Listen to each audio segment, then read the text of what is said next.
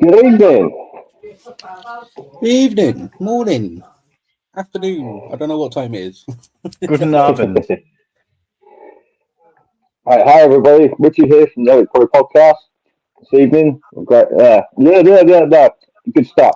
This evening we are joined with O.B and Mikki from Blegh Witch Project. Gentlemen, how are we doing? The Blegh Witch Project. There you go. I can't. You're good. I'll be here all day trying to get a good one. So. So we do it all the time, so we're practiced. So I was going to say, yeah. two years of doing it that makes a pretty good one every week now. Yeah, we get rated. Go on, sorry. We get rated in the chat if we do a week one. We get like a score out of 10 every week. Yeah, I mean, I was thinking about it the other day. It seemed quite a happy accident that this happened to sort of invite you guys on. Yeah, on your 2-year anniversary. Well, it was technically last week, but this idiot completely forgot. And it's worked out quite nicely. I say nicely because it would have been nice to have him there, but Obi's off this week. He's off to a gig, so I've got the original crew coming back on this week to take his place. So call it divine justice that it worked out that way, you know? I mean, I take it as a compliment if I were you, Obi, because I've had to get 2 people to fill your spot. That is quite the compliment. Yeah. Which just means I can chat the bare shit for 2 people. I mean, you said it, not me. So on that, what's the origins of Chaos Under No Ties then? What's sparked everything? So, without going into too much detail, I was working for an online radio station up until for the better part of 2 years, up until July of this year. Some things happened behind the scenes, and a decision was made for me to walk. At that point, I was ready to shut things down. I was ready to get rid of social media. I hate social media. I was ready to get rid of it all. And Dol and my wife Ruby basically said, no, you've worked hard for the last 2 years. They were involved with the radio station as well. And ultimately, the 3 of us made a decision to not drop what we've been doing for the last couple of years because we fucking love this job. We love interviewing bands. We love checking out new music. We love getting the smaller bands some kind of spotlight, maybe not a massive one, but we like to think we can help at least. And so far so good. We're 4 months in, 5 months in. We've got a great crew of people behind us. Obi was one of the first to come aboard. We've got about 6 or 7 other people involved in the team at the moment. And yeah, so far we've been absolutely smashing it. Everyone in the team has been doing what they wanted to be doing and more in some cases. There's people kind of stepping up, starting their own shows. Ruby tonight has started her own show in cooperation with We Are Horror Records. With another one of our members who was originally just doing reviews, and it's her first show tonight. They're doing that over on mixcloud.com/chaos under no ties. If you get bored of us, go and check that show out. But no, yeah, we're doing really well. We've been covering Rabbit Fest this year. Dol and Zahir, our photographer, did Reading Rising last weekend. And we've got a lot more on our sites for the next year, potentially into 2027 as well. We've got another festival that we're working with that isn't quite ready to be fully announced yet. But at the moment, things are going really well. We're also going to be covering Metal to the Masses heats as they come up. So me and Richie are going to be very chummy in the next few months, aren't we? We're going to be passing bands between each other. Which would be great. You know, it's we'll actually have like a little press pool going on whilst it's all happening. So if I wasn't busy enough already, thanks, Mikki. I should also mention on top of all of that as well, we've got our very first band as far as management. We have Froglord. If you haven't Yep. checked out Froglord, go and check out Froglord. They are good. I have to say They're that just they good. are fantastic. Stoner Doom, sludge, about frogs. Check it out. Like it's fucking fantastic, and I'm not just saying that because I have to. I was a fan first, and yeah, I'm really looking forward to helping those guys get to the next step in their career, because they deserve to be more than what they are, which is already pretty good. They're touring around the UK pretty much constantly. We're looking at getting some European dates in for next year. They've got Bloodstock Festival next year. I'm hoping to be able to get them some more festivals as well. And yeah, at some point in the next year or two, they're inevitably going to be signed, and on a bigger label with bigger management than me. So all I can do is just push them along the way. Yeah, I remember you had them on the other week, and I can't remember the same night or whether it was a different night you put one of their songs on, and I liked what I heard. I just got a lot of time I'll make that effort. I was like, I like that. I'll go check it out later, and then Tism kicks in, and I'm distracted by something else, and then yeah. You're amongst friends, Richie. Don't worry. Like we were all as bad, but it's good that when you keep hearing the same bands, even with a little bit of autism or ADHD, and you're like, you know what, I'll actually get round to listening to them. And there's a few bands in the circuit at the moment that are turning heads, and Foglord are one of them. So yeah, if you get a chance to see them live, absolutely do. A lot of and this is no like downplaying people's albums, but you know, a lot of the underground music scene at the moment doesn't have like the money of a big studio to like really put behind the mastering of the record. So they sound good on the record, but sound so much better live. And there's so many bands out there like that. So first of all, it supports the underground scene, which is why all of us are doing this, right? We're here to promote bands that we're into, get them some airtime. I'm discovering bands all the time by being on Chaos Under No Ties. Like I've literally bumped into Hail because of Chaos, right?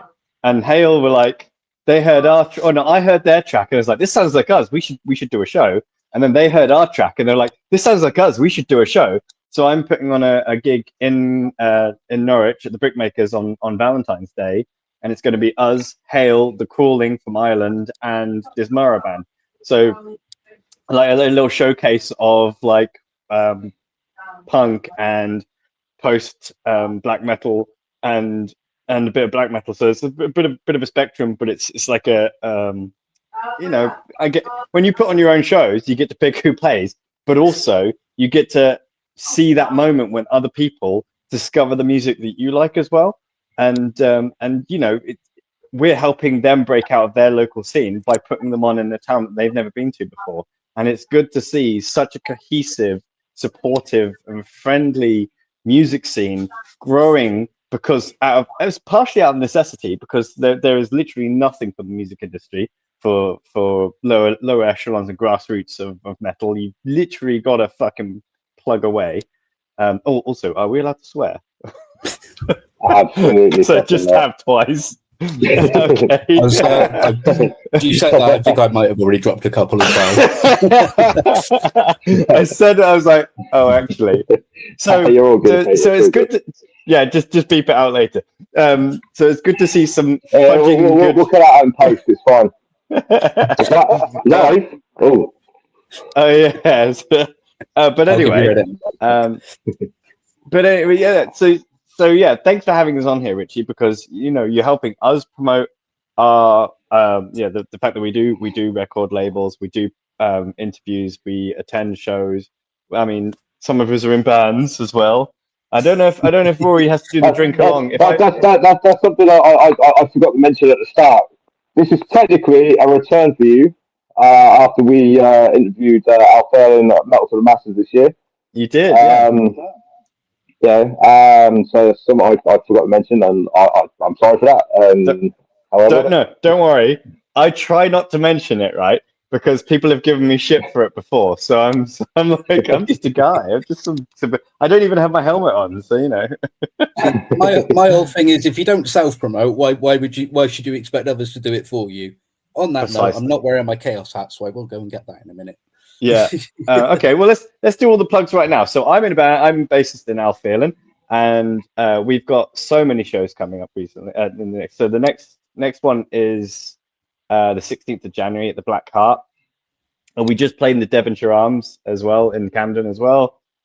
Really good show. We played with a band called the Silent Era, who are really good. Like chatting to them. I don't put shows on, but I'm going to put a show on so they get to play a town they never played in before. Once again, promoting bands that you know that need to break out of their local town to get them somewhere else. And us as people who are influential or able to run shows in our hometowns should be doing that. We should be looking for other talent, and you know, being in a band has allowed me to do that because I'm coming out of my own town. I'm playing with these other bands, and you know what, you would go really well on this night with this show. So I'm quite privileged to be in an opportunity to be able to do that. And yeah, so but it's mutual because Richie, guess what, motherfucker? Sorry, swearing again. Guess what, mate? You're gonna be on our show, and we're gonna talk all about you, and we're gonna promote the hell out of you as well. So, yeah. That was the condition of you guys coming on. That was my condition. That was like, hey, would you like to come on? One condition: you come on ours. You got to come on ours. Yeah. So precisely. And you know, it's really good to see that this community is forming, and I hope, you know, long hope. I hope it continues. And you know, going back to Alphelan, we've gotten we're touring with like Catafalque in May, so we're doing 3 consecutive shows with them. Then we've got a weekend of music in I believe June or July, and you know, all the shows are pouring in. And Chaos Under No Ties, we're going from strength to strength. I was literally doing pedal to the metal, which I'll come back to. And I said to Mikki, because he's like, you know what, I'm leaving this radio show. I'm going to start my own. I'd like to do an interview. He says, hey man, how about we become co-hosts? And I mentioned that to you, and you were thinking of asking me anyway. And I was like, well, that's great, because like this would be great. And then you didn't think I meant it, and I was like, no, I meant it. Because it now gives me a platform in which I can keep Pedal to the Metal alive for the whole year, rather than just while I'm doing the ride. And for those of you who don't know, Pedal to the Metal is where I cycle from Norwich to Wacken in Germany for Wacken Open Air, and then turn around, cycle back to the UK for Bloodstock, and then cycle home again. Now you do it to raise money for charities. I usually wear a stupid pink helmet with cat ears on it, but I forgot it because I am elsewhere today. I almost forgot about this interview because chaos.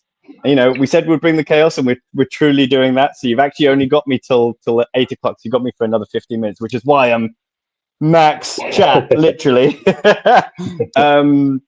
But yeah, that's basically what we do. That's what we're plugging.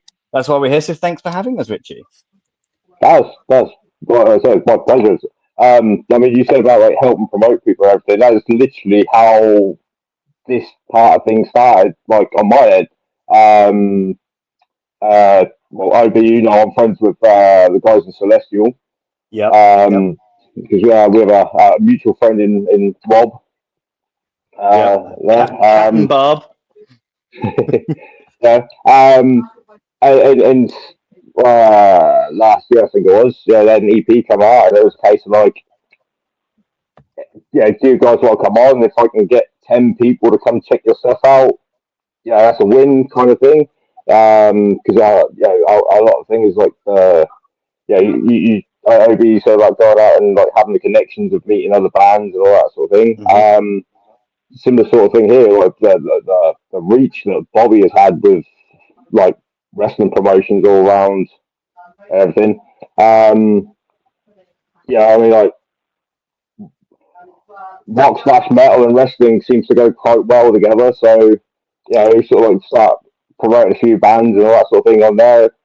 Yeah, I mean, how often how many like indie shows or stuff you guys have ever been to at that? But I remember being at one. I come out to Davidian by Machine Head. One of the most famous ones is like Triple H. He's sort of constantly come out the Motorhead, and stuff like that. So there might be, we've got a couple of connections in like America and Canada. So I mean the potential reach just from our end, could do wonders. It might not do shit, but it could do wonders for someone. Yeah. You never know what's going to happen. For what it's worth, as a long time wrestling fan since I was a kid, first wrestling memory was Hogan and Warrior. Back at one of the early wrestling, I can't remember what number it was. I was tiny, but I've been into heavy metal since '99. I found a Slipknot record, but it was also around that time that Drowning Pool were being very heavily featured on WrestleMania. I think it was 16. I want to say 16 or 17. I think was the first one they got featured on, and I finally got a chance to see them this last weekend. So yeah, that was fucking awesome. There's been a few bands from my childhood like touring again, which has been really good. Because when I was younger, I didn't have enough money or flexibility to be, I didn't drive or anything to be able to just jump in the car and go see a band. And it's only like in the last 10 years that I've been able to do that. So I'm really, really chuffed that bands that I grew up to are touring again. And you're like, okay, I get to actually see them this time. So I got to see Korn at Wacken last year, and I was like, that was a childhood dream unlocked right there. We were right at the front, and it was amazing. Bands like that just sort of haven't gone away and still have a massive following, and they're still accessible because like some bands are doing arena shows with Ticketmaster, and the tickets are like £400-500, and it doesn't make it accessible to the fans anymore, which is another thing that I think is really important to turn up to shows to your friends' bands or underground bands that are just starting out, because it's affordable for a start. Like you can go to 10 of those shows for the price of one Ticketmaster event, but it supports the bands, and you never just go to see the band either. You buy their merch, you give them praise. It gives them real encouragement to keep doing what they're doing, because there are times where you've driven like 30-40 hours or whatever, something mad, to get to somewhere, and you're like, what the hell? And you're playing a tiny box room and no one knows who you are, and then all it takes is two fans to come up to you at the end and go, I really freaking love that. That was great. Please come back. And then that's it. That makes the whole drive worth it. So yeah, I think my message is like, keep going to these local shows. You see things get cancelled all the time because of this, that, and the other. Like, even if you don't know who they are, it's always usually a good night. Like a Brickmaker's night is always a good night. Like, doesn't matter what band is going on. I can walk there, so I will always go there. If someone like tomorrow, I was going to go see CKY, but the piece of shit singer has pulled out. I don't mind saying that. But Rory's running a show, so he's like, "Come on, mate, you got to come and represent." So I'll be there. I'll be there instead. And that's what it's all about. It's turning up, being present, moshing your little heart out for as long as you can, because there will be a time where I'm old and decrepit and I will be moshing with my Zimmer frame, but you've got to hand that over to someone. So keep going while you can until you can't. Yeah. So I'm having to wear a knee brace if I want to go on the mosh pit. So it's just sort of like. Continuous knee injury since I was 12, so like now I'm 36. That's sort of catching up on me a lot. So it's like, if I'm going to enjoy myself tonight, I'll make sure I strap it up first. I don't mosh anywhere near as much as I used to. Like before Pedal to the Metal, I would actually go out and do more cardio just before festival season, so I could run around the pits. And I think it was when Bleed From Within were playing on the Sophie stage at Bloodstock a few years back, and my mate said, "Oh, I fucking love this band," and I didn't twig who they were. I forgot their name. Turns out, a few years prior to that, like probably 6 or 7 years, they were doing like the small gig circuit. They were playing a local pub in Kings Lynn. They were playing, I think it was the Queen Charlotte in Kings Lynn. Oh, God, I'm crap with pubs in Lynn now. That was anyway. It was a while ago, and their hotel pulled out and like said that, oh, you're a band, you can't stay here. So they were like frantically looking for another place to stay. And then my friend Athena was like, oh, they can crash at OB's flat, and I was like, yeah, you can crash at mine. So I very nearly had Bleed from Within when they were like, we band.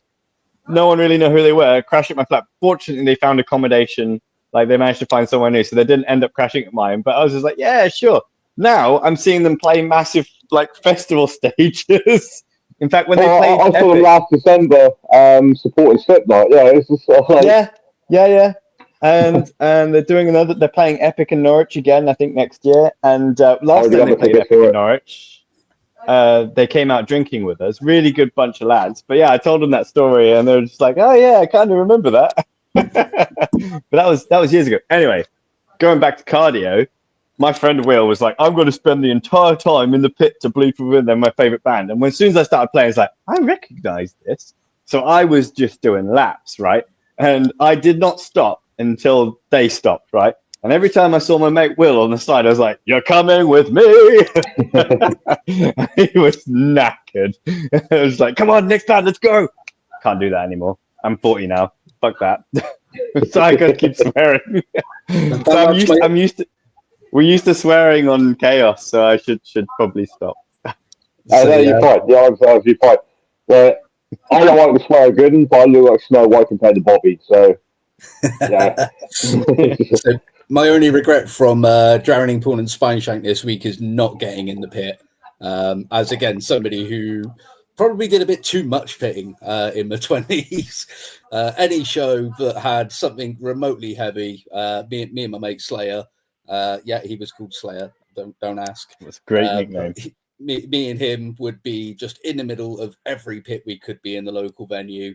Every year at Bloodstock for multiple years, to the point of where I actually broke one of my New Rock boots.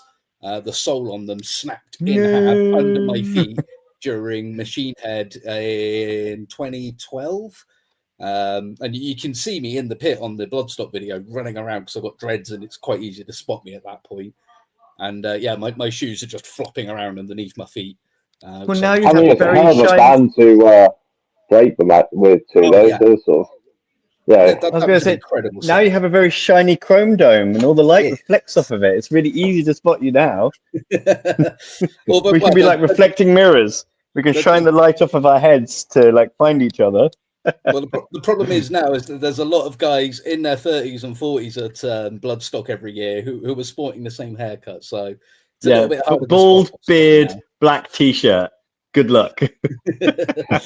Why do you think I wear the helmet and wear pink? Well, that's why I used to wear masks all the time at Bloodstock. I'm actually on Bloodbath's DVD, Bloodbath at Bloodstock or Bloodbath over Bloodstock. I'm right at the front in a clown mask, and you can see me straight away for most of their set. You can spot me quite easily. Yeah, it's kind of interesting doing festivals on the bike, actually, because you go from like your normal festival routines and all the bonkers shit you get up to like going to a festival is like a build up, right? So you get stuff ready.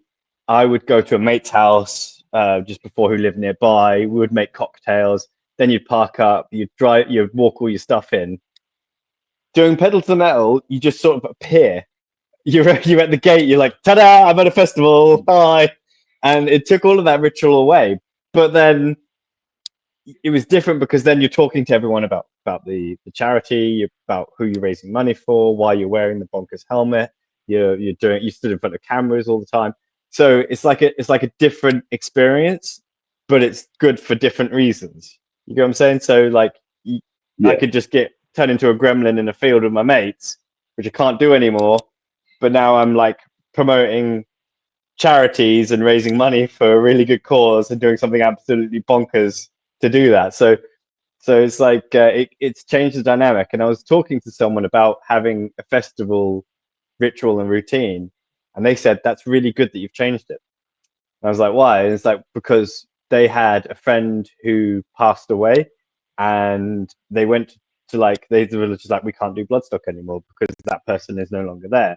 So if you're listening to this and you've got like a set friends or a set way you do things, make sure you change it up every couple of years, just in case something happens to one of those group or someone can't make it anymore, because then it means you don't ever stop enjoying it.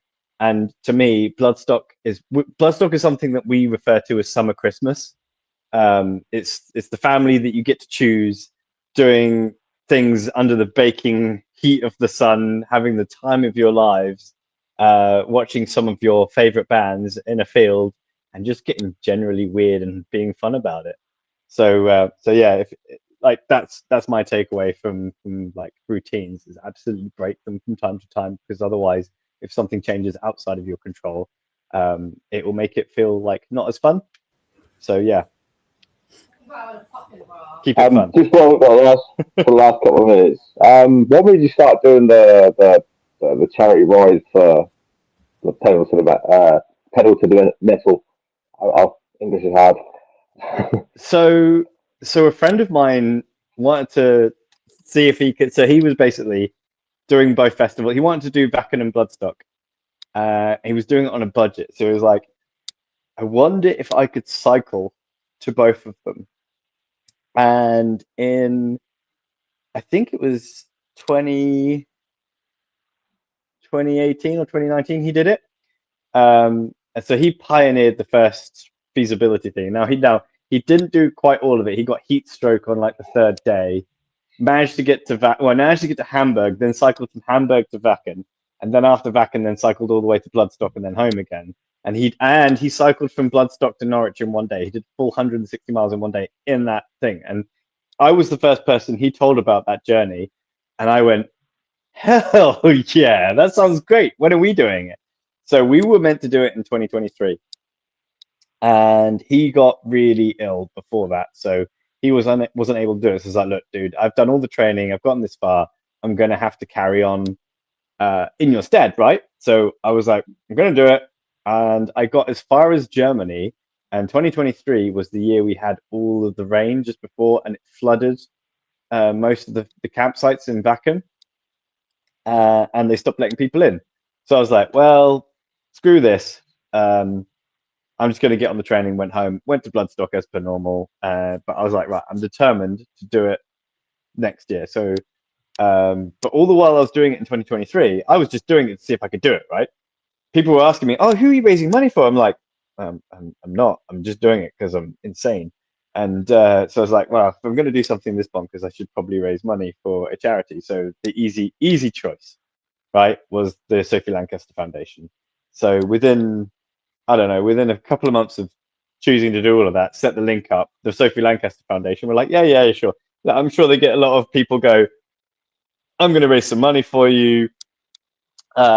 This is what I'm going to do. And, you get a lot of people say they're going to do a lot of things, but until they actually do it, people don't really sort of sit up and pay attention.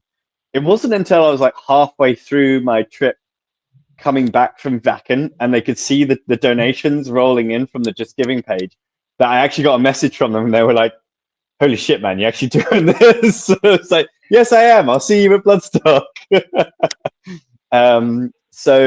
So yeah, it's good to do a bonkers thing for a good cause. And I wasn't going to do it like year after year, but then my mate John was like, I've always wanted to go to Wacken, so how about we do it in 2025 and I'll be your motorbike support? And I was like, yeah, sure, John. Absolutely. And he had so much fun. He's like, so 2026? I was like, go on then. So this will be my third year doing it sponsored, my fourth year attempting it, because I count 2023 as an attempt, because that taught me a lot about the trip, a lot about how to pack, a lot about how to run it, and it also told me that I could do it. 100 miles a day on a bike every day for 4 and then 5 days and then 2 days is quite a feat. Like it's not for the faint-hearted, but with any amount of conditioning, anyone can really do it. And Mickey's sort of convinced you want to do a couple of days with me or something. Absolutely, and that's one thing we encourage, is like, you don't have to do the whole trip, but if you do the whole trip, your face goes on the t-shirt, right? You go on the artwork. But if you want to join us for like a day, a few hours when we're riding through your town, we'll put all the we'll do more effort to put it on the social media, because social media, like Mikki said, it's the part I hate about the whole thing. It takes the most effort, most time. Like especially when I'm doing the ride, I just want to get my head down and keep riding. I don't want to like have to stop and upload it, do all the tags, do all the like link it all, do all the caption. It takes time, and especially when you only want to be stopping for 10 minutes every hour. So yeah, having someone be able to take that over would be great. But in the meantime, it's really rewarding. Like there are some really tough times where you're getting sideways rain and the headwinds coming back from Vakken, and you're wet, you're cold, your bottom lip is firmly out, and then you just see like someone's donated 100 quid. You're like, right, I've got to keep going. So yeah, it's if it wasn't for like causes I believed in, which we get to choose, it would definitely be a lot harder than just deciding to go on a bike and cycle to 2 festivals, which on itself is bonkers. But yeah, if you want to join in, if you want to raise some money for a good cause, it's Pedal to the Metal, P2TM UK on Instagram, or Pedal the number 2 the Metal UK on Facebook.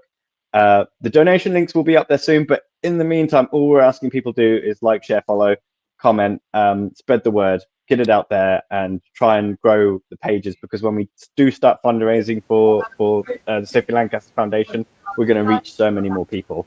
So that's all we ask people to do at the moment. Yeah, I'll put these links up for later on. Thanks, thanks, Richie. Yeah. As well.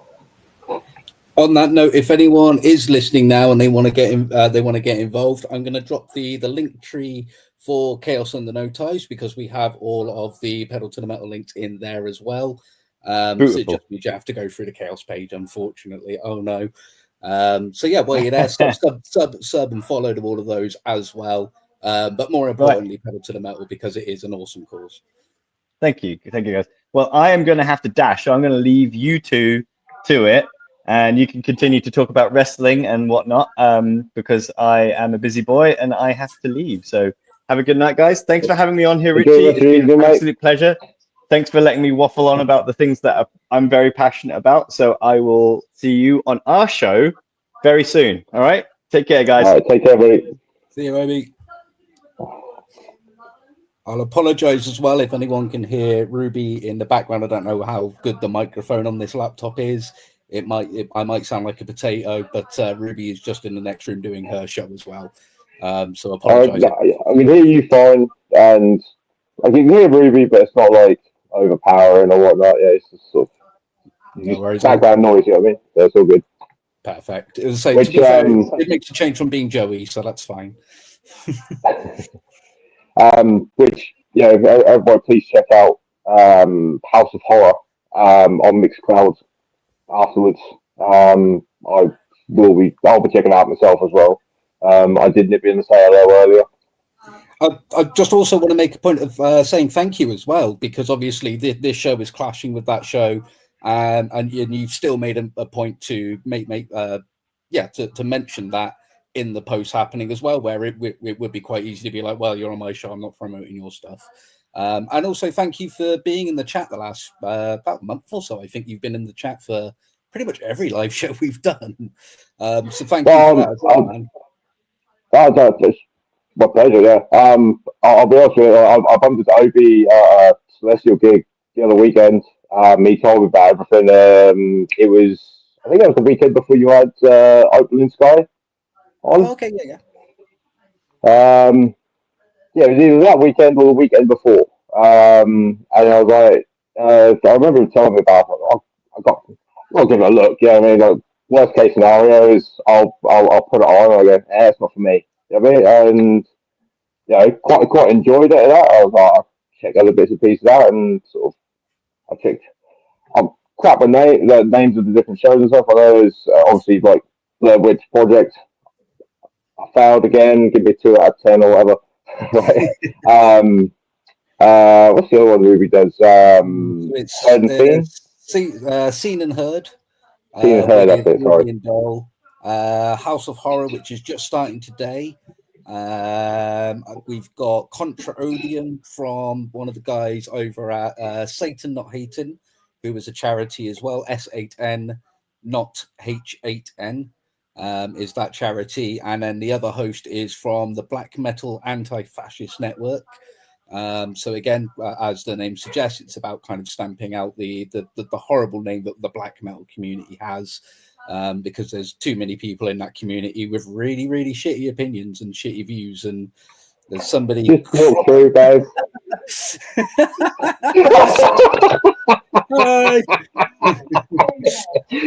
Mikki says hello.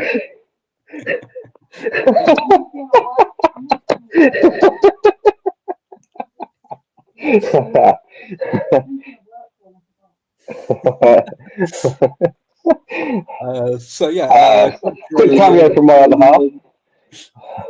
Contrarian. I think that's it for the live show. Well, for the shows at the moment, we've got Feral Strays, which is what we had the guys from Opal and Sky on. I've interviewed Horrenda, one of the lads from Chugaboom, but those are for the most part pre-recorded shows. There's no real schedule to those at the moment. It's just essentially when a band wants to plug one specific thing that may not have a full 2 hours to put aside, or just kind of more of a focused feature, rather than with my show, with mine and Obi's show, it's very much we'll feature you, we'll plug the hell out of whatever it is you're doing, but we still want to be able to play our music as well in between all of that, have a bit of a laugh, whereas that's, as I say, it's more of a focused interview for half hour to an hour, sometimes more, sometimes less. We're hoping to get a couple more shows under our belt soon as well. I've had some interest from a few other promoters and people in and around the industry. And yeah, if anyone out there is watching and you want to do some kind of music podcast, but obviously a lot of streaming services don't let you play music, with Mixcloud Pro, they basically pay a license, so we can play whatever music we like, as long as we're not streaming full albums. But if you're out there and you want to give it a go, if you have Discord and a microphone, you don't even really need a camera, but if you have Discord and a microphone and some audio playing software, get in touch, get a hold of us. Even if you just want to do one, give it a try, and maybe not, it's not for me. Like, it's not paid work, but it's something you can do to help get bands in your area a little bit of notice. Or if you just want to say, hey, these are some of the bands I really like from music in general, as long as it falls under rock, metal, punk, anything under those kind of umbrellas, give us a shout. We're more than happy to give you a platform and get the stuff out there, because that's what we're about. As Obi kind of alluded to, that's kind of our main goal within Chaos. That was always my goal. I got into promoting live shows back in 2011. So I've been doing this kind of thing on and off for nearly 15 years now. And I love it. I love doing this kind of thing. And I love the fact that I have been able to turn this, again, not unpaid, but it's what I consider as my career, is doing this now. And I put all of my time into doing this in some way, shape or form, putting on shows still. We've got Fleisch playing a gig on the March the 12th in Swindon, partly for Ruby's birthday, partly because we're hoping that they're going to be playing Eurovision this year. We're doing our best to push those guys to get to Vienna, play their song Rock Rock, which has just hit over 500,000 views in the last couple of weeks. And hopefully the BBC are going to take notice and get them on instead of the crappy AI artists that they've been highlighting recently for some reason. Yeah, I would like. Was it last year, or was it early this year? The Eurovision had quite a few like European metal bands in. Yeah, I mean, or at least like hard rock sort of thing. Yeah, I mean, it's something that is like, there's always usually one, usually someone like Norway or Finland usually have something a bit rocky and heavy. I remember back in, I want to say 2004 or 5, they had Lordi, who went on that to was win. 2006. I remember 2006 because that was my first year of college. So that's I think the reason I remember it. But I was at a show that night, little local show with a couple of bands that were like really good in Swindon at the time, but unfortunately not around anymore. But they stopped the show mid-set and kind of announced that, yep, Lordy had won, and we all went absolutely mental for it. And yeah, since then, like for somebody who is not strictly, but for the most part into just metal, a lot of the music on Eurovision is kind of crap from my point of view. But it is always nice to see that there is usually at least one band on the lineup that are at least trying to push that boundary. And I feel like Fleisch, like the song they've done, Rock Rock, it's a lighter song for them. They're not obscenely heavy. They're like the closest band that people would know that I could compare them to is Rammstein. They're all very big Rammstein fans. It's kind of on that level, but maybe not quite as heavy, but sometimes it is. But yeah, they've done this song this year after trying the last 3 years now. We had the exclusive release for it for the first few weeks of September until the music video was ready to come out. Once that came out, as I say, it's been about 6 weeks now since that release, because it was at the end of September. And yeah, they're smashing 500,000 views on there. I'll check the actual view counter in a minute, but it's still climbing. So I'm really hoping that the BBC finally take notice of these guys and give them at least a better chance this year, because the last couple of years they've kind of been ignored. Last year they did a song that was not overly, but it was somewhat politically charged. So they kind of feel like that's maybe why they didn't get a look in. So this year they've played it somewhat safe, and they've just got a really catchy song. It's an earworm, absolute earworm.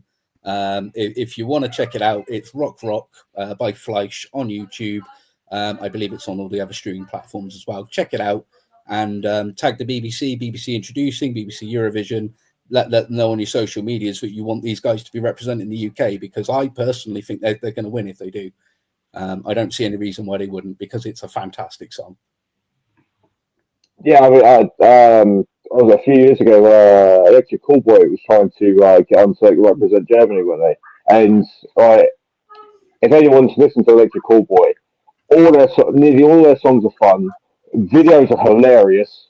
Yes. Right? Yeah, they have some serious songs, and everything, but like, I mean, for me, that's a song that that's a band that I would play for your normies, your not metal fans. Like, so I mean, like, for me, part of me getting into rock and metal is my dad. I grew up with my dad listening to like AC/DC, Queen, all that sort of thing, and then as I started high school, I went to school in a uniform, and suddenly all these older kids walking around in Korn hoodies and Linkin Park hoodies and so on and so forth, which started something, and then eventually sort of like started growing into whatever the hell this crap is, right?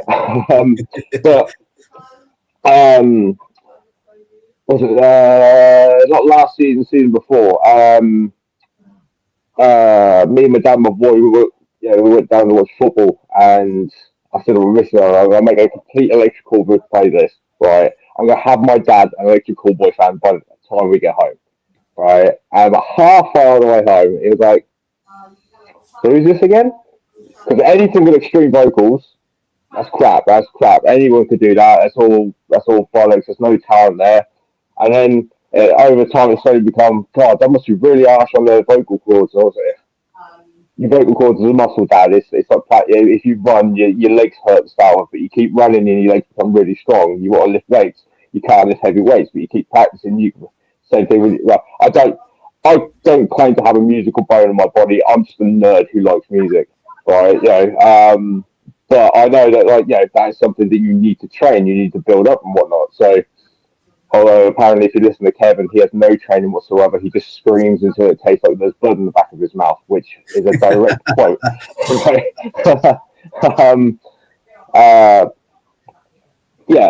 like, I didn't quite get him a fan, but I made him appreciate it a bit more. And if it weren't for the fact that if I could have sat him down and had the videos on for every one of them songs, I'm sure he would piss himself laughing all the way through them all. I managed to do something kind of similar. I managed to trick my mum into liking Slipknot by showing her Stone Sour first, because obviously Stone Sour have a lot of lighter songs, and it's Corey Taylor. So I showed her. I think it was their cover of Wicked Game, which is a song I remember her playing when I was a kid. So I was like, "Oh, check this cover out! These guys are really good." And then I got her listening to that album, which I think was the Come Whatever May album. And then I think I played, I don't think it was Snuff, but it was one of their lighter songs. But I got her listening to that, and she was like, "Oh, is this Stone Sour?" I was like, "No, this is Slipknot." And then that turned into showing her Volume 3, which is kind of probably their most melodic album, vocally at least. And then now, I can go around my mum's house and put Iowa on, and she's loving it. She's happy with that.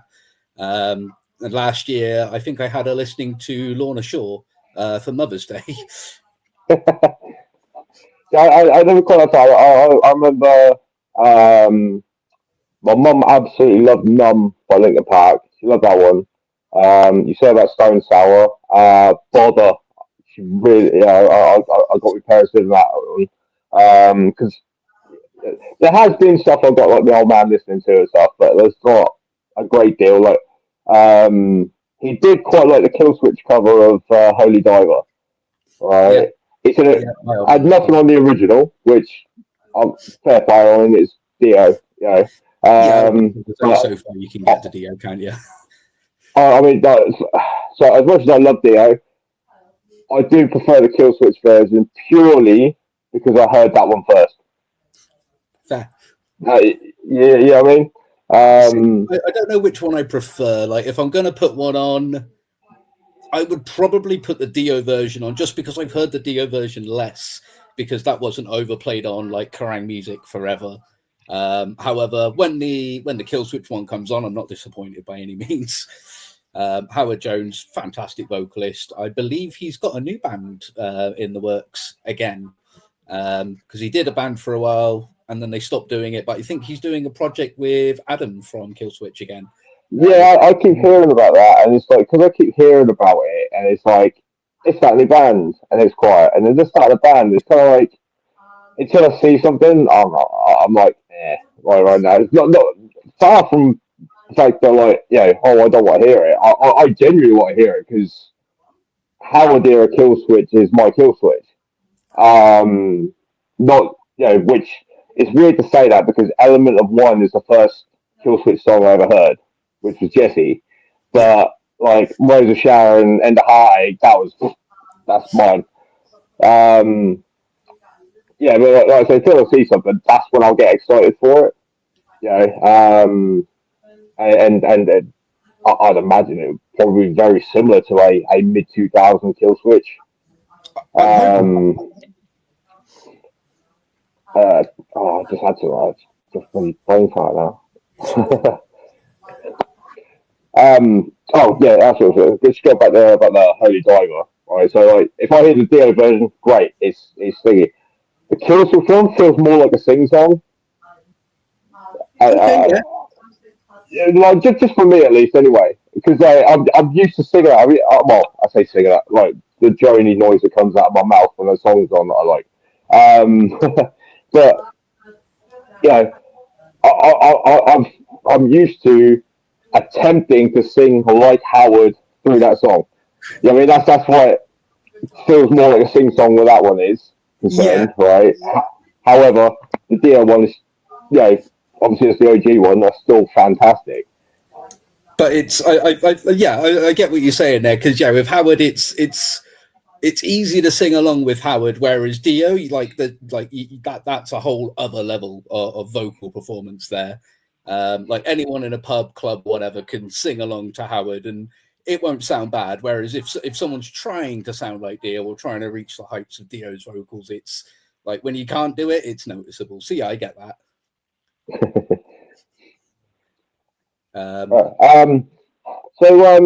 Just get back to that. Take two. Let's get back to chaos. So where is it your base then? So I'm in Wiltshire. Grew up in Swindon. again started doing music promotion around there back when I was 20. And I moved out of Swindon after one of the venues that I was working at closed down. I was running it for a year. And yeah, that closed down, and I kind of lost my passion for music at that point for a while. Re-met my wife, because we dated before, it didn't go well. But redated my now wife. Blimey. Sneezes like a shotgun. Yeah, 2018, moved out to the town I'm in now, which for people who know where I am, but I try not to say it on air because that's fair. but yeah, Wiltshire still, not far away from Swindon by any means, about 45 minutes away.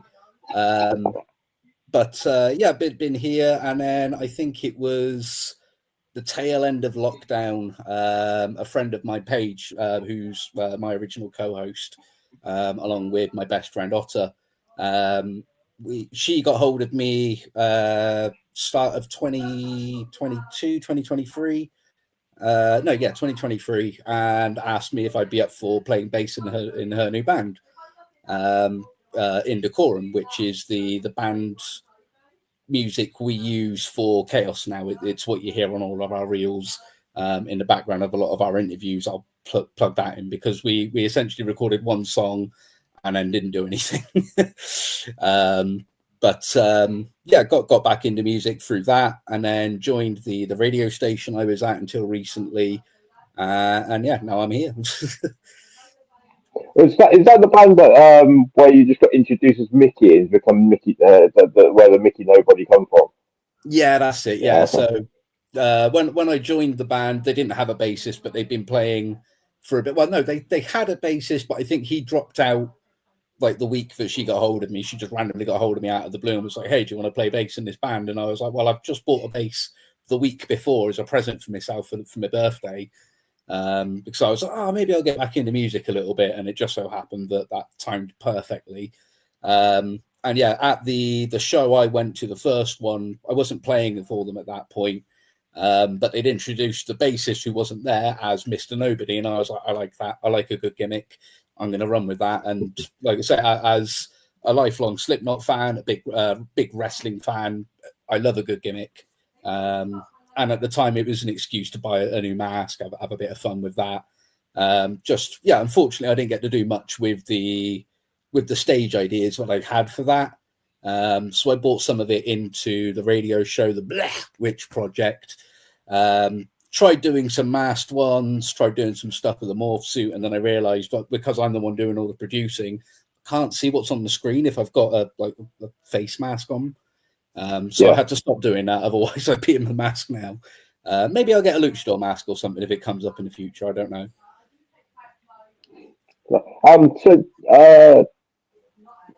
Being practically opposite sides of the country, how did you and O.B get to So that all started with a mutual friend of ours, Dave Moomin, Moomin Merchandise. Big shout out to him. He got hold of me to basically say, "Hey, a friend of mine is doing a charity thing for, I believe it was Sophie Lancaster that year that he was doing it for." And basically said, why don't you promote this on your radio? And I was like, "Yes, wicked, great idea, let's do that." And then we'd had set up an interview with him for the next couple of weeks to promote Pedal to the Metal at the time. That went pretty well. Me and O.B got on pretty much like a house on fire straight away, on and off camera. And then earlier this year, I believe it was February time, he had got hold of me. O.B had got hold of me again to try and get another interview set up. So we did that. Again, brilliant time, a brilliant chemistry, considering we've only really chatted a handful of times at that point. And yeah, again, as O.B kind of mentioned earlier, when the three of us left that place and started Chaos Under No Ties, I'd mentioned, well, I still want to do Blegh Witch. I didn't want to continue with the previous co-host I'd had, for reasons. And yeah, it was O.B who brought the idea up to me, and I me thinking he's just being nice. Maybe he's had a couple of drinks, and I'll give him a bit of time to make up an excuse was why to not do it. But my missus went to Bloodstock this year. I had to stay home and look after the nervous dog. And apparently he was raving to Ruby the whole time, being like, I can't wait to get this off, can't wait to get on this. So I caught up with O.B after Bloodstock, and he's still here. He still helped me out. We're still promoting Pedal to the Metal. He's been bringing bands in. He's been sorting out interviews like today. He's been a real asset to the reason that Chaos is where we are now. He was a big part after that kind of conversation about, let me do the show with you. That was kind of a bit of a big kick in the arse for me to go, okay, actually people believe in what we're doing, even though we hadn't done anything at that point. I was just kind of putting word out to a few people like, hey, this is happening.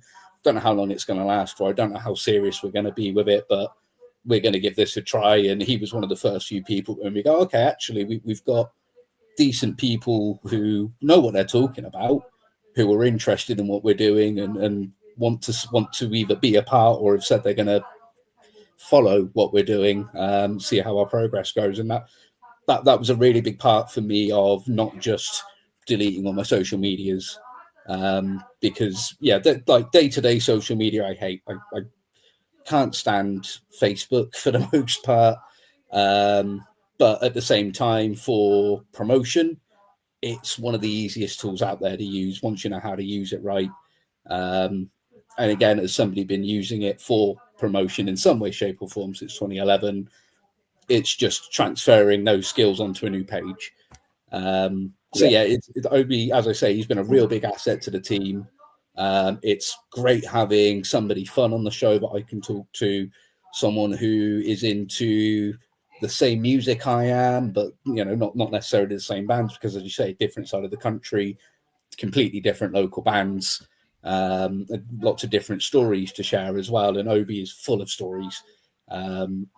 He's just a really awesome dude. I really couldn't be more chuffed with having him on as the new co-host for a show that, as I say, is now 2 years old, which doesn't sound like a lot, but when you're doing this weekly, it can get a little bit easy sometimes. You're like, oh, do I have to do this week? Or it was up until kind of recently, and that's the point where it got before I'd left the other company. It was sometimes the case, I don't really want to do the show this week. Whereas now I can't wait. I cannot wait to do the show every single week now, because it's so much fun. Tomorrow's show, as I mentioned earlier, is going to be a reunion of the original co-hosts. So that's going to be absolutely crazy tomorrow night. Hopefully we can have a lot of fun with that.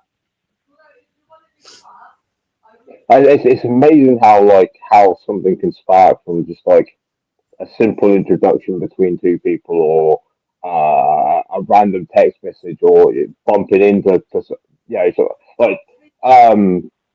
tomorrow, this and that. It's literally, I was at a gig supporting my friend's band. I saw O.B. I popped over to say hello.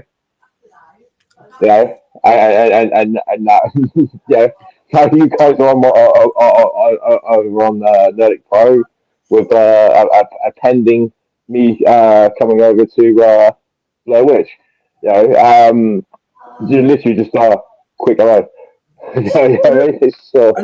That's what it's all about, man. I mean, again, for somebody who's been doing this 15 years or so, that is honestly that's the way you get into doing stuff like this, is, as you say, just bumping into somebody.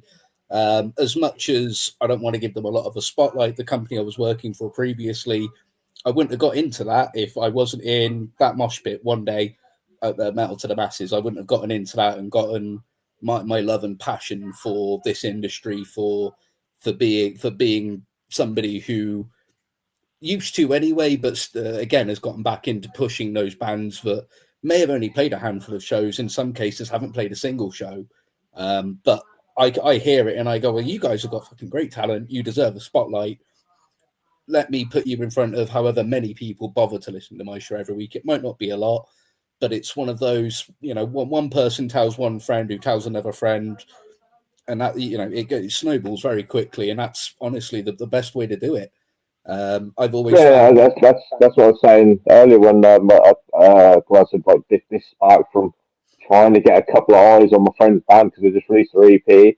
if I get 5-10 people to look at them, those 5-10 people might tell 5-10 people, and then it's and it doesn't matter whether it's your neck of the woods, my neck of the woods, up in Newcastle, whatever. Like this time last year, I went to Nottingham with a friend of mine, and went to see a band because there was some day festival, and the metal community there more than welcoming. I knew we weren't locals or something. Took us in as well own. And that's one. I think it's one thing. Well, one of many things that metal communities in general are so. It's just welcoming, and anyway, it's like, I'm weird, you're weird, let's be weird together. Exactly, exactly that. And that's, like, it's kind of corny to say, but I've always considered Bloodstock a home away from home. Been going there since 2010. I've missed a few years on and off, but I go there, and it genuinely, it's the best night's sleep I get all year. Is sleeping in Midgard, the noisiest field on the camp in the whole festival site. And it's so amazing going home every year, and being around those people, not even necessarily people I know. It's finding new people to go with. For a lot of those first years, I made a point of not going with people that I knew, because it was better for me at the time. It was better and easier for me just to walk around a campsite, create a beer in my hands, tent over my shoulder on the first day, find someone who looks kind of cool. Usually I would look for somebody who looked like they had a Slipknot shirt on or something, and be like, hey, what music do you listen to? What music have you got on your speaker? Cool. Have you got a spare spot for me in my little 2-man tent? Yeah, wicked. Cool. I'm camping with you guys. And I've met loads of people, loads of really awesome people over the years. A lot of people that I make a point of catching every year, make a point of going and find where they are. The mobile signal's crap there. So sometimes it can be a bit of a chore. But more often than not, I find a way to find them, or they find me, and it's so good. It's such a great festival. It's obviously getting to the point now where they're selling out at the 20,000 cap. I don't believe they have any intentions of getting more in from there, but I think that's a good thing. I think the 20,000 is the right number. I think if you go more than that, you start looking for places as big as somewhere like Download, and I don't like Download. That's as much as I'll say there.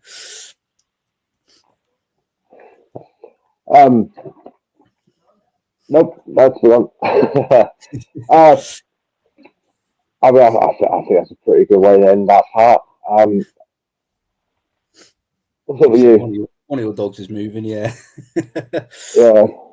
What's up, mate? You good?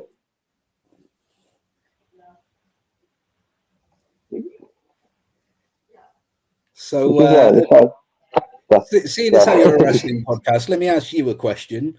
Who do you think is going to be John Cena's last opponent in a few weeks' time?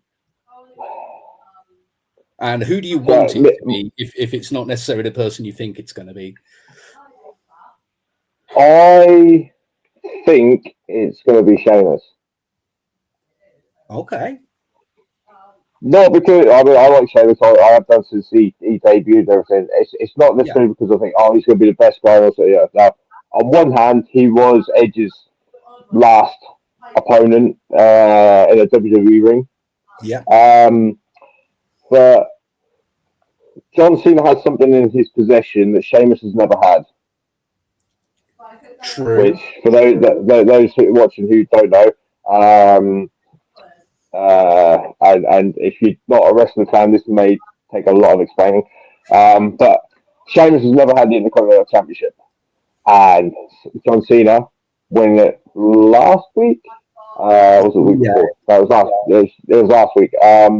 In his hometown, won the Intercontinental Championship to make him both a Triple Crown and a Grand Slam champion. I mean, like, he kind of had to do it. You can't have someone as the greatest of all time and they haven't got the 2 accolades that everyone has. Although that said, the Undertaker never needed them. No. But anyway, so you don't think he's going to drop it back to Dom at Survivor Series then? See, they've made the match now. That's official, and I like. It feels like that's what that is. It feels like they gave it to John to give it back to Dom, but maybe maybe that's not going to be the case. I don't know. I think this is set up not necessarily like anything of like a dismantling or dissolving or kicking him out or whatnot. But I think him not winning the IC Championship back, Dominic Mysterio that is, that opens up the other guys to say this is what happens when you open your mouth without thinking. Yeah. Yeah, because it was his fault that JD and Finn lost. Got put into a tag team title match and lost the championships. So him running his mouth at Cena, got an impromptu Intercontinental Championship match, lost it. It was all of that is down to him flapping his gums. So that's my personal thing. Do you think they could use that as a platform to turn Dom face then? If Judgment Day turn on him and cost him the match maybe? Because it's undeniable that people have stopped booing him now. See, the only reason I would want to see him babyface is he can have another match against his dad, but his dad's retirement match. His dad can then pass on the Mysterio mask and all that sort of thing. However, and Stuart, one of the other guys in the pod, made a very good point. Dom's a natural heel. When he was a good guy, no one gave a toss. He's gone down this dirty Dom route, and people love him. Right? Going into Mania for that IC Championship match. So we always do like prediction pods and stuff, and it was like Dom wasn't retaining. Like he was not leaving that Fatal 4-Way champion. As a Penta fan, I want a Penta to win it, right? But it said if Finn's going to win it, he's going to pin Dom, right? And then just split second one day, I was like, if Dom wins it, I'd love it if you pin Finn, right? Just on the fact like everybody would expect it, Finn pin Mysterio, and that happened, and me and my daughter stayed up to watch it, and we both jumped off the sofa.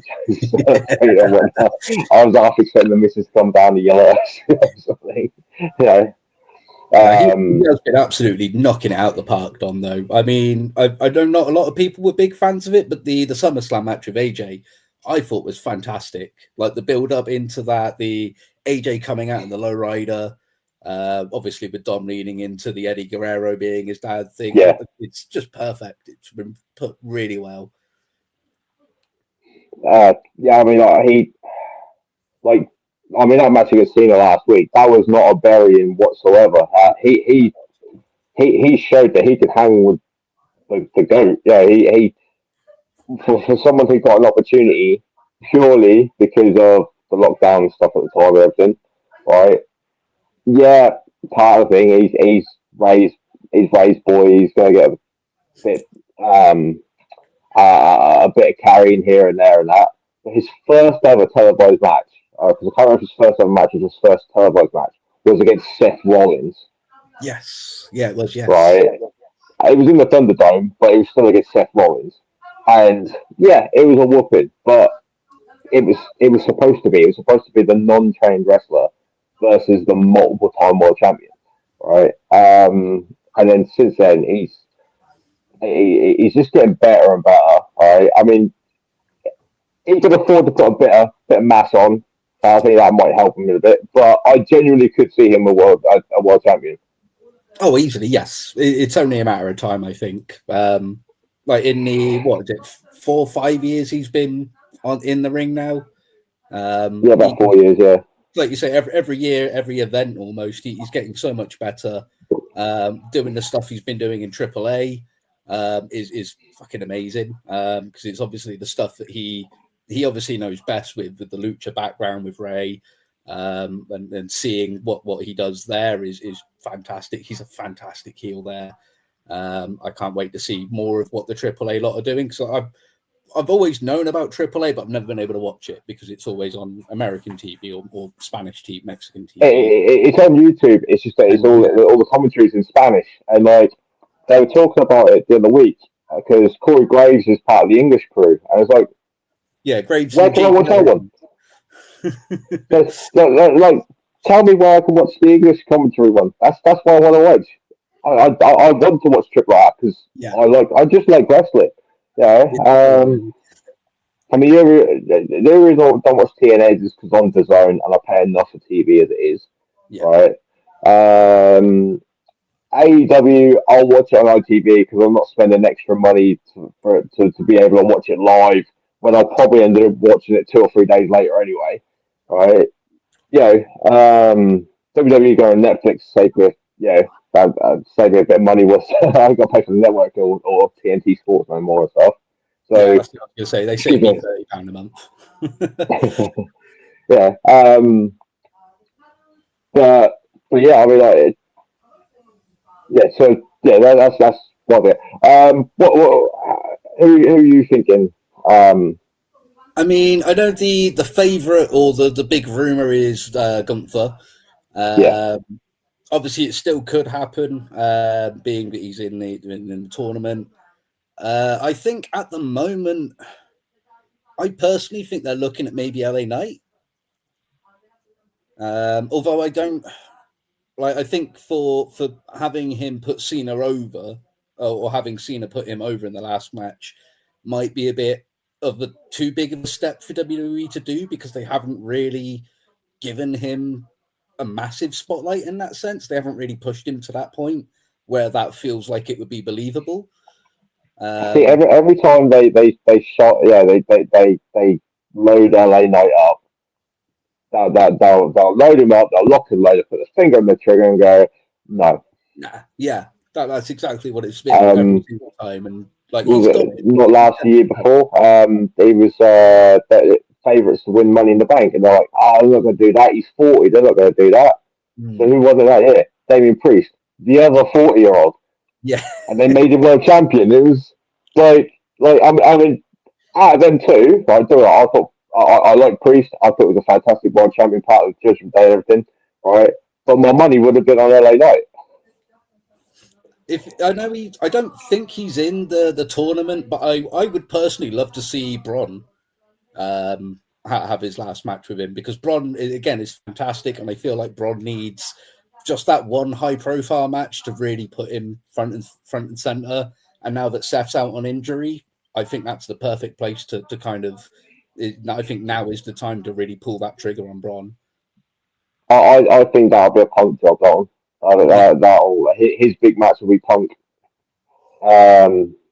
When that'll be, can't tell, but there is someone I would like to see go against Cena in the last match, and that'd be Carmelo Hayes. Yes. Right. The other option.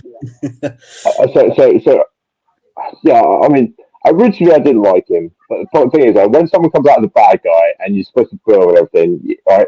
I don't know about you, but for me, oh, he's a bad guy, boo, that takes over appreciating what he can do in the ring, right? Just briefly, right? And then seeing him be North American champion and everything, then he moves up to NXT champion or whatnot. He's got a WWE champion written all over him. Oh, definitely. Goes at the main roster. Yeah, they just showcase well. Then they put him against Andrade, and I was like, okay, all right, they're going to put him against a big name, seasoned veteran, all this and the other. Right, so the score is 7-6. How many matches are you having against these? Like, I mean, best of 5. I mean, best of 7's pushing here. Like, you know, and the only reason that stopped is because Andrade disappeared. Yes, I mean, I've never really been an Andrade fan, I have to say. Like he's good in the ring, don't get me wrong, but I just can't get behind him. There's something I just don't. It's similar sort of thing, like absolutely fantastic in the ring. It's just the fact that, like, and I think it's what I'll see something saying. It's one of the reasons why they so easily let him go was the fact that, like, because he doesn't talk, he's got no connection. And then there's some people saying, well, you know, when Lesnar was going around with Heyman did all the talking. Yeah, but Lesnar had already done his time in his first stint with WWE. All right. When he returned, he returned. Paul Heyman turned up. He didn't need to do any talking because then, he then did his talking in the ring. Whereas Andrade, it was like he came up to the main roster. He had Selena Vega with him. She did all the talking. Wasn't the same. No. Although that's a.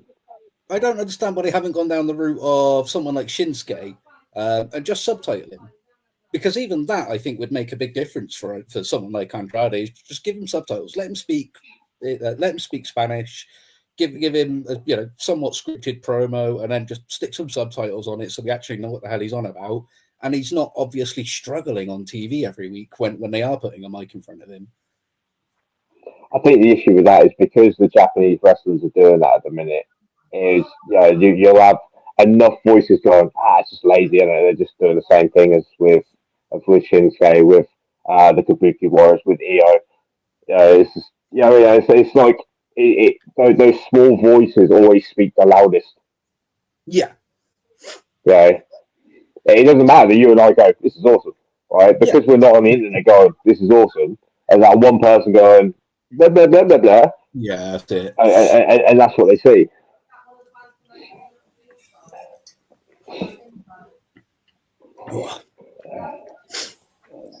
I haven't finished Raw this week, but it was nice to see Dolph Ziggler return. Ziggler again is someone I've never gotten on with because he's very much a mashup of Michaels and Billy Gunn, and that's all I see in him is just those two wrestlers. Like I don't see Nick Nemeth or Dolph Ziggler. I see Billy Gunn very much kind of front and center. Like there's no actual individuality to him, I find, and his promos are bland. That's just me personally. I know he is really well liked in the scene, but I've just never gotten on with Ziggler. So we all had a big old thing because him and Shelton Benjamin both got released at the same time, and like we were saying, like, what the hell? Like two of the best people that you haven't pushed properly, you've released instead of pushing properly. Yeah. Benjamin was big. I fully appreciate what you say about Billy Gunn and that. I mean, like, I went off wrestling for years. Like, I think I started when I was about 11. I think I stopped by the time I was at 13, and then started up again when I was 18. Because my missus' brother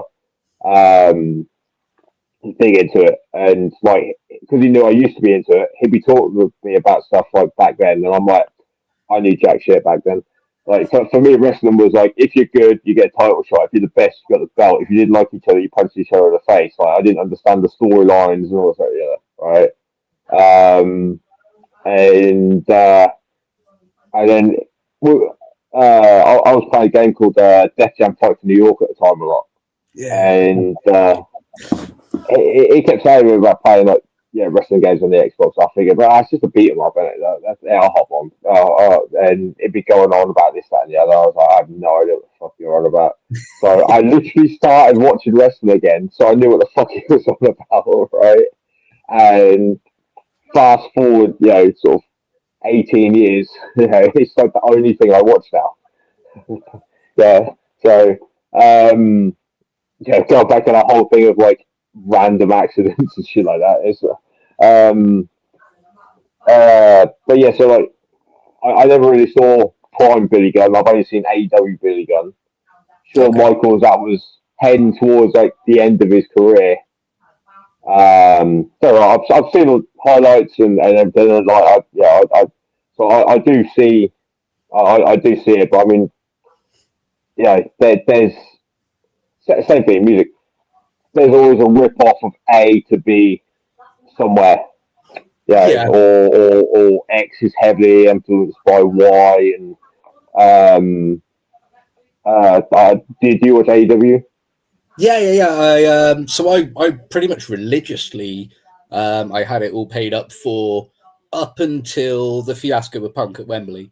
Went to Wembley to watch that. Watched All In that year. It was fantastic, really fantastic show. And not directly because of Punk leaving, but after that show, whether it was just because I'd been to the best one they could put on, and it was the best one they put on. I don't know if it was because of that or because of the stuff backstage or whatever, but I felt the quality dropped immediately after that. It felt like, to me, Tony Khan was kind of on what's the word, like red alert, and was trying to maintain some kind of integrity for the shows. And for a few weeks it felt like he was just bitching about Punk, and like it was just like, get on with your program. And the quality dropped for about a year or so, until I want to say earlier this year, where it's kind of come back up again now. And while I'm not paying for AEW again, I'm watching all the highlights. Tony Storm is she's impeccable. She's so fucking good. I know. I didn't like it to start with.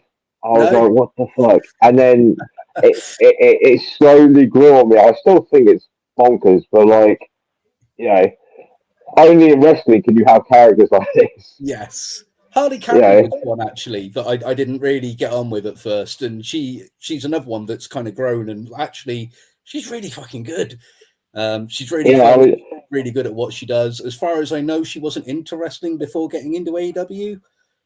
So for somebody, I know she's really fucking good. I know her and Scarlett Bordeaux were really good friends, and then I think she'd had like a handful of things to do with wrestling beforehand, and then because originally she seemed to be a bit more like a ballet. Yeah. Because what was it? That QCTV she was part of.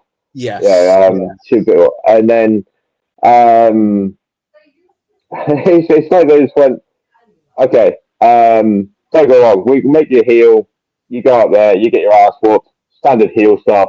You know, you can be an annoyance. You go out, you get beat up. Standard heel shit.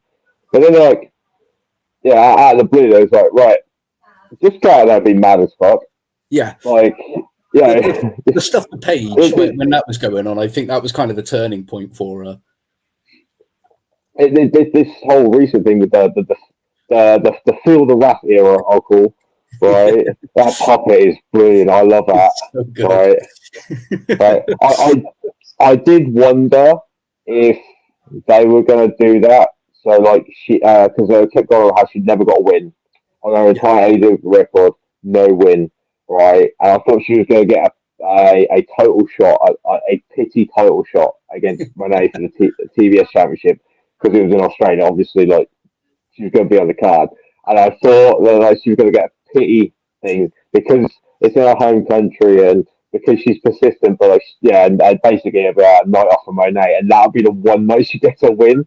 So she's like 1 in 80, right? But that one was a championship match. You know? Kind of like what they've done with Maxine. To be fair, Maxine Dupree, she just won the women's Intercontinental from Becky this week, didn't she? No, I hadn't got that far. Oh, sorry, spoiler alert. No, it's good. I was hoping she was going to win it anyway. Yeah, I mean, like I say, she's another one that sort of like she turned up. I remember she turned up on NXT one day, and they're like, "Oh, is that Maxine Dupree?" Who?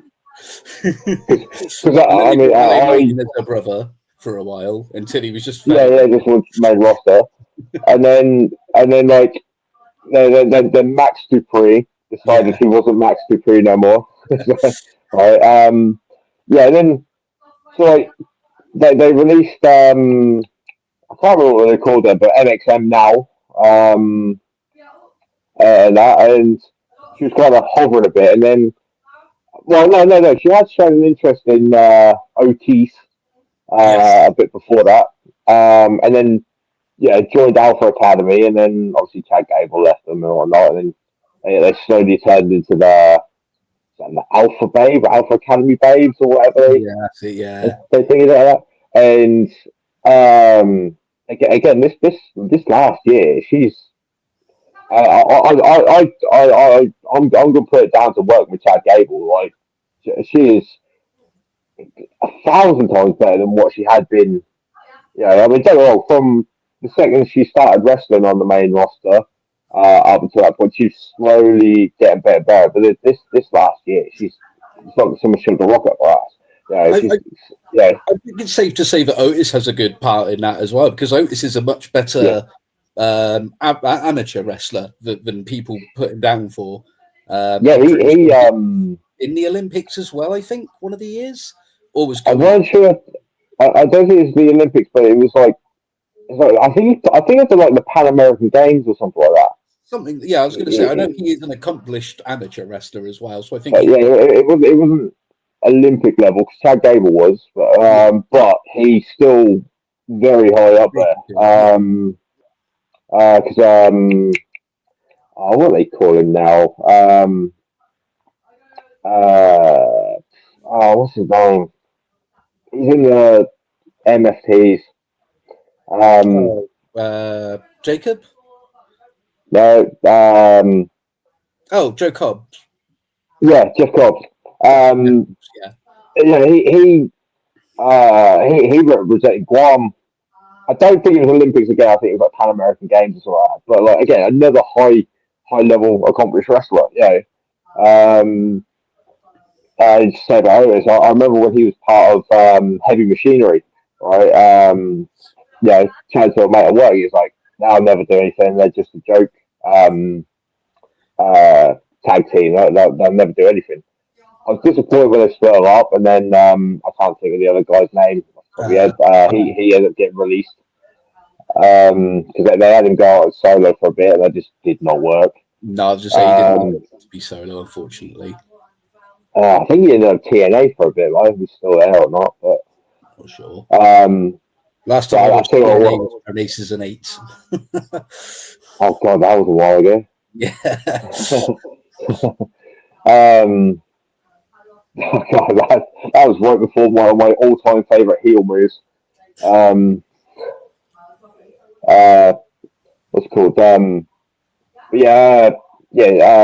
Otis is when he won that Money in the Bank, I was like, I didn't know what they were going to do with it, but I grinned like a twat, and I was like, is this going to be the first time that's cashed in for a non-world title match? You know, on the tag team belts or something. That could be cool.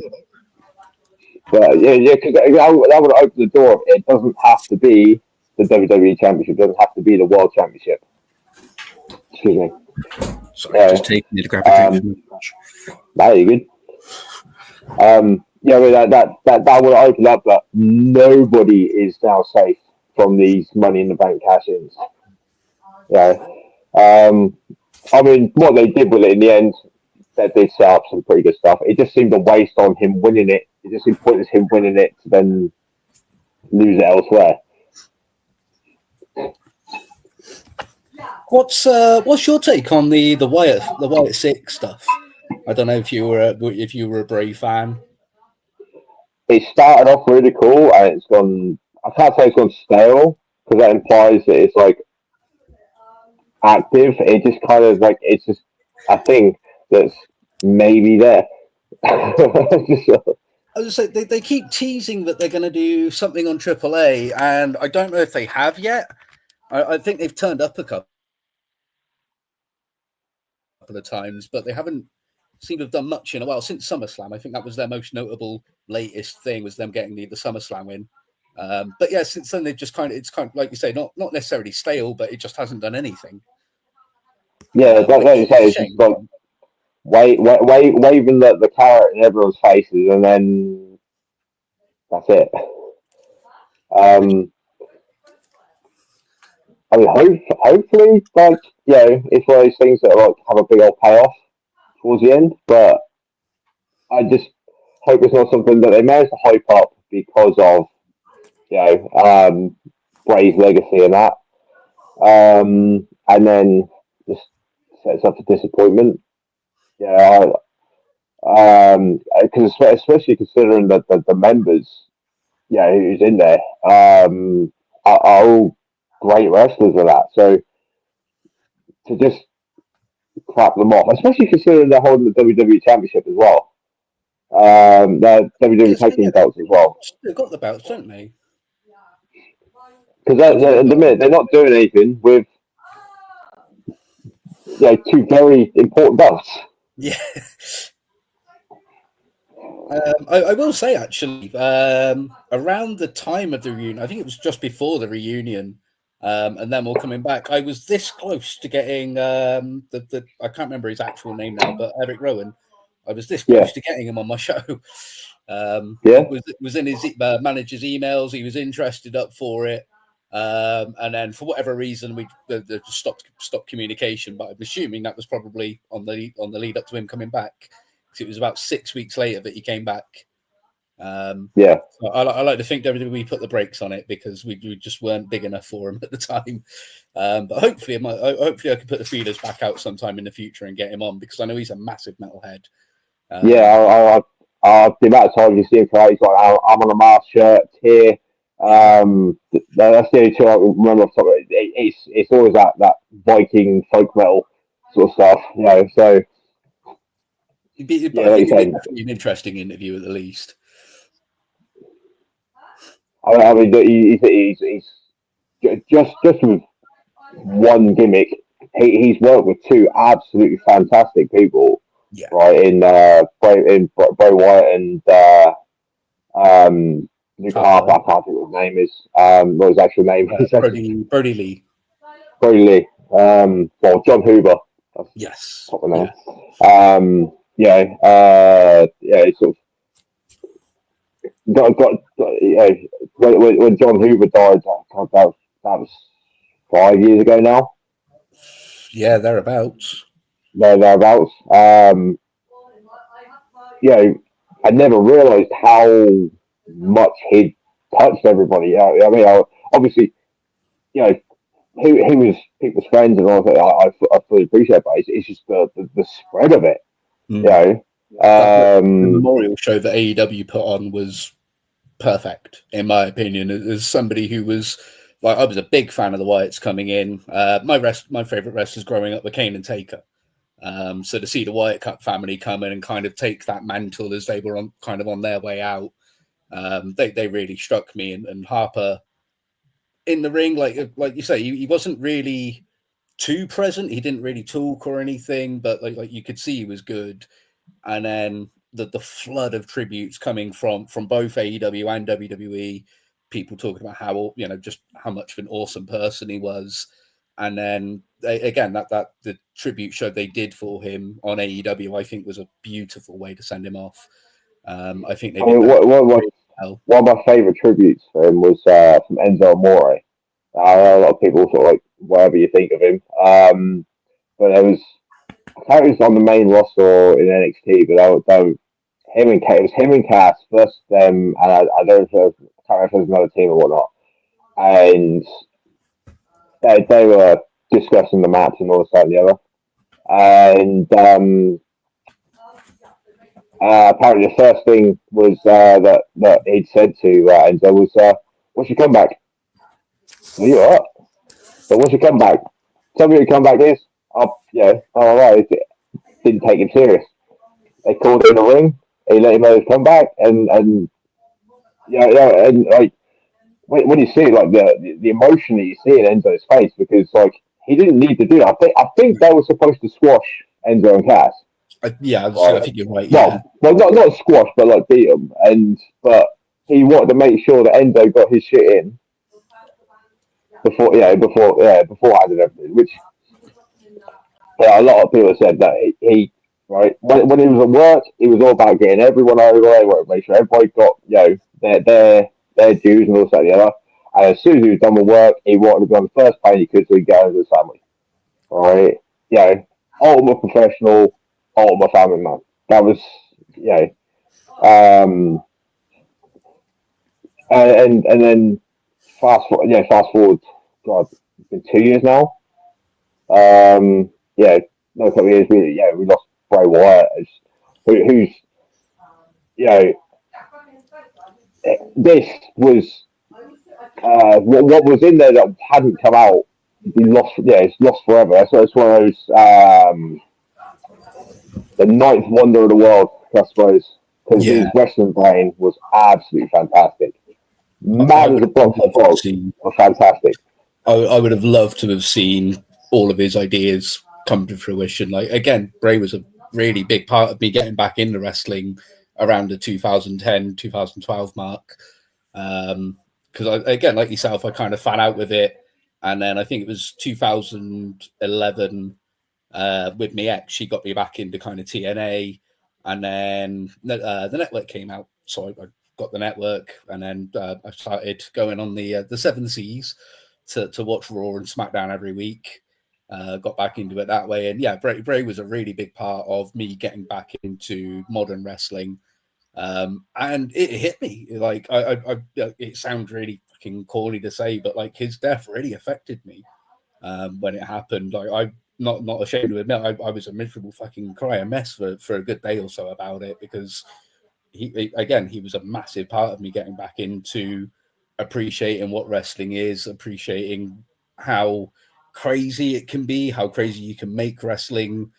Again, going back to things like Kane and Taker, like a dead guy and a burnt up guy who was in a mental institute making fire and electric, and now you've got this guy who's some spooky guy from the bayou or whatever. And like, yeah, like those kind of crazy storylines were awesome to me. And knowing that with Bray particularly, that a lot of that stuff was from his head, going all the way to like the Firefly Funhouse match with Cena, which I didn't realize was actually Cena who wrote that match. I just assumed that was Bray, but apparently it was Cena who wrote the script up a couple of nights before Mania. Sorry, the wife. Hi, Ruby. She's gone again. Hey, at least yours didn't sort of like, you know, try and sneak in and crawl along the floor.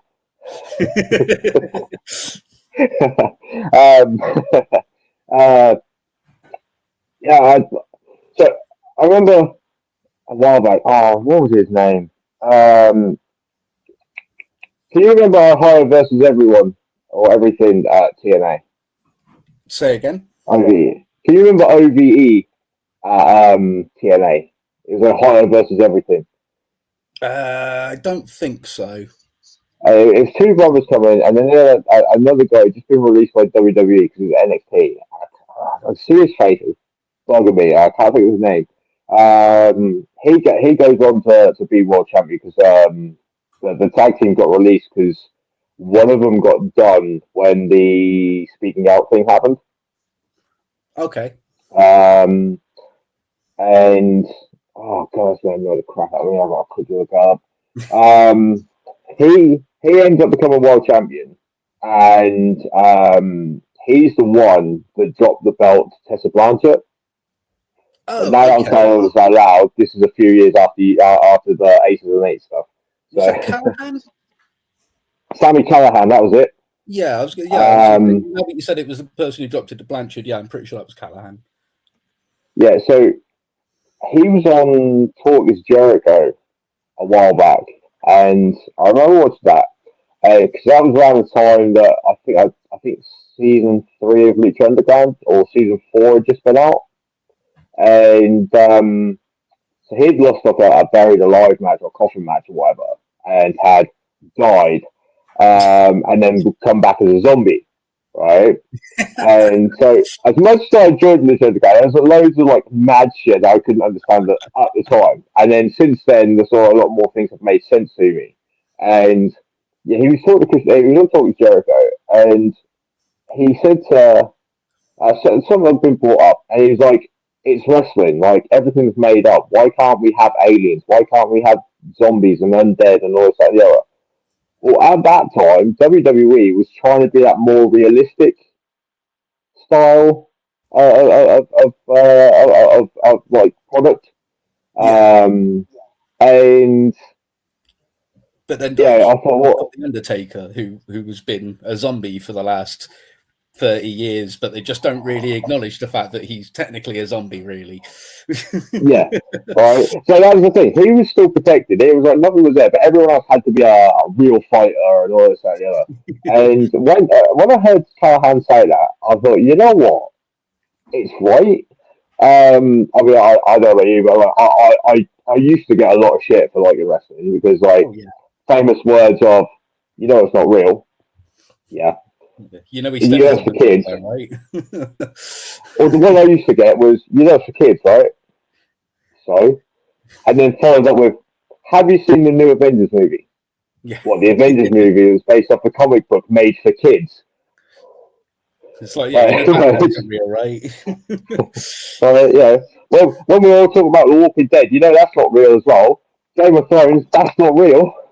Lord of the Rings, Right. all of these massive franchises that everybody watches. None of it's real too. They're all scripted. It's okay. But yeah, just, after hearing Sam Callahan saying about the whole, like, why can't we have zombies? Why can't we go like that? Yeah, man, that makes sense. And then I think that's around the time that Bray Wyatt started becoming a bit more main on the Wyatt family started becoming a bit more main on the main roster, and having like the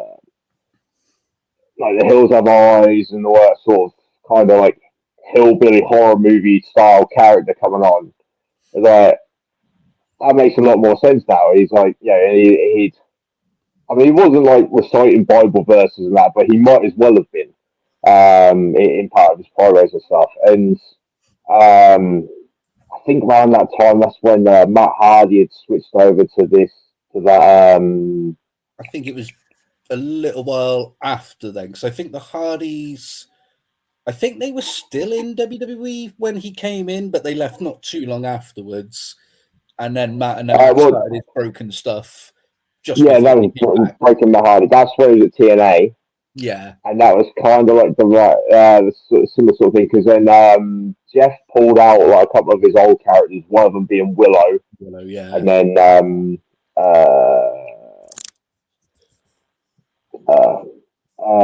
what's called what's that new one he's not new one he's got, but one he's using more lately.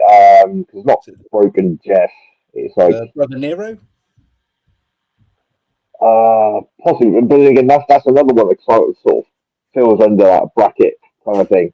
And I mean, as soon as the Hardys went over there, the first thing they did was they because Jeremy Borash had left TNA to go to WWE, and he was the one that had done all those cinematic matches at TNA, and then we started having these cinematic matches over thingy.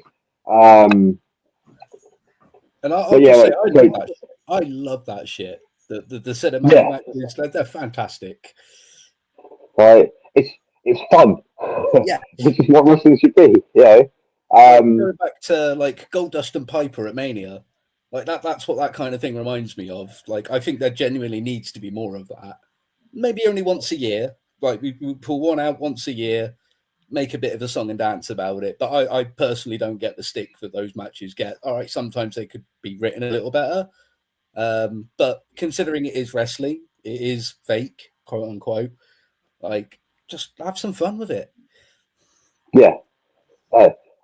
Just go about that, right? It's like when the Wyatt family first started coming out, it was that. Then he disappears for a bit. Then he comes back, and he's the front of a kids show. I was like, he was head of a cult, and now he's presenting Blue's Clues. What the fuck? Yeah. And then he turns into like one of the members of Slipknot every now and then because he gets mad. Yeah. I love the Fiend.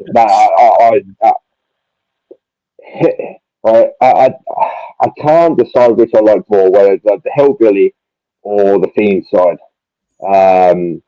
And I mean, like the kids show, the Firefly Funhouse presenter, bonkers as fuck.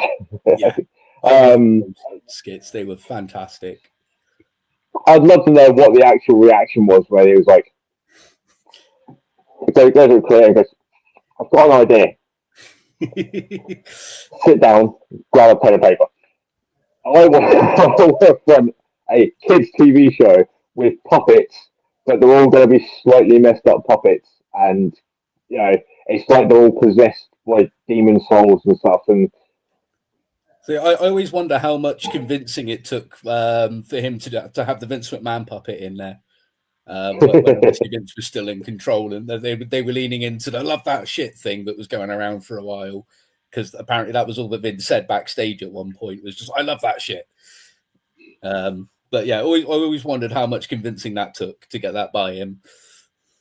See, it's weird because it's like some of the things. It's like it seemed like he needed to have the perfect idea just to get him to even consider it, and then other times it's like this is mad as shit.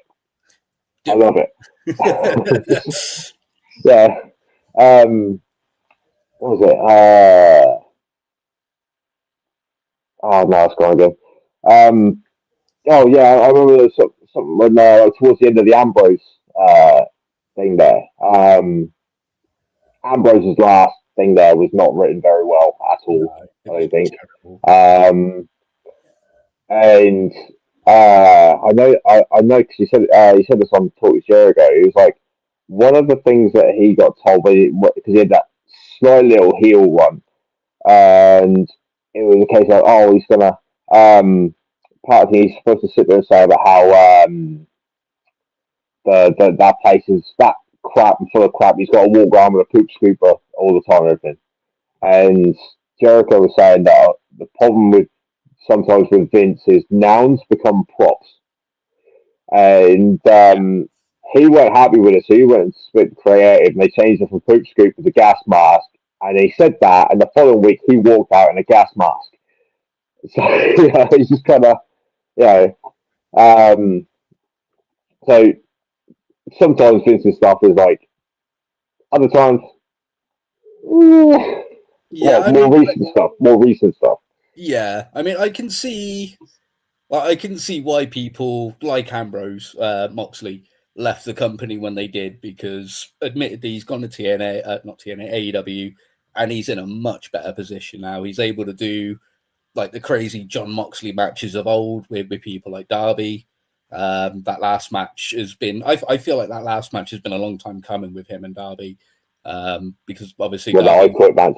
Yeah, I feel like matches like that, like what he made out for.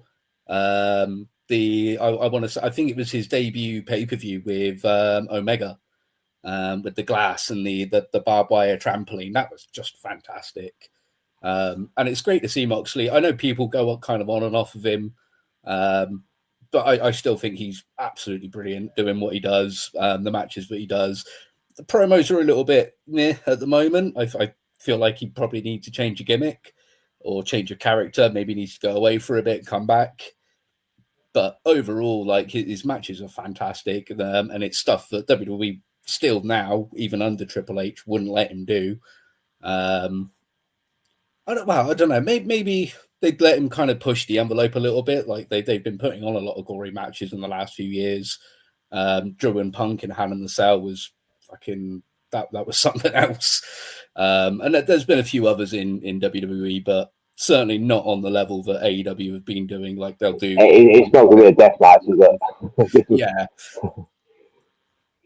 I didn't see the match between him and Darby because it was pay-per-view, and like I say, I barely sort of like make sure I try to keep up on it. Like, where's that on the Friday? I'll make sure I watch it Saturday morning if I can or whatever. And so I'm definitely not going. I'm not going to buy a pay-per-view that the show before is the following Tuesday. Yeah, so the thing with AEW as well is they are quite good at just putting the highlights up the next day, and you can generally get the gist of the matches the very next morning, and you're fine. You don't really need to pay for it. I have a love-hate with AEW as a whole, because it's like some things I'm like, it's great, it's got wrestlers there that I love, and then other times I'm like, what's is the creative like a bunch of toddlers? Because like this doesn't make sense whatsoever, or they've ended half a story, and stuff like that. I don't Darby beating. Sorry? I don't understand what's going on with Copeland at the moment, because they put him and Christian back together, and now he's fucked off. Like, why? I'm assuming it's injury or something, but like it was just. There was a rumor. Okay. There was a rumor that he may have been able to come back to WWE as part of Cena's. Yeah, I think the rumor that I'd heard was that they were going to trade Andrade's contract for Edge making an appearance, but I don't think they're actually going to do it, to be honest. It'd be cool if they did. I would love to see a working relationship between AEW and WWE, but I don't think it's going to happen just yet, if it is going to happen. But then they are like the whole idea of competition drives success for everybody. And I think that is how they do kind of look at each other. Like, obviously, there's the diehard fans who, one side will only see one side, the other side will only see their side. And everyone craps all over each other. But I think it would be really awesome to see, even just once ever, not even like a regular pay-per-view, just once ever, an AEW, WWE show. You put your Moxleys against I don't even know who's in that kind of McIntyre, let's say. Put Punk against Omega, some things like that could be like, they could really fuel that fire and make a really awesome show for both of them. But then the whole let's one up each other, like, it's still very obvious. And it is still driving a lot of success for both companies, although I do think they need to get Monet off that fucking belt. She does my head in. But yeah, like, high five on that one. Yeah, absolutely. Like of all the people to have a belt collector's gimmick, I don't think she's the one. I don't know what she's doing backstage to get it, because I don't feel like it's anything she does in the ring. But that's as much as I'll say on that without getting us into any trouble. Well, we've discussed this many times. Like, she's like the worst member of all the Four Horsewomen. I think half the stuff is literally because of her WWE name. And well, I mean, they could have made her women's champion, like women's world champion, and then better that. But instead, she's got the secondary belt.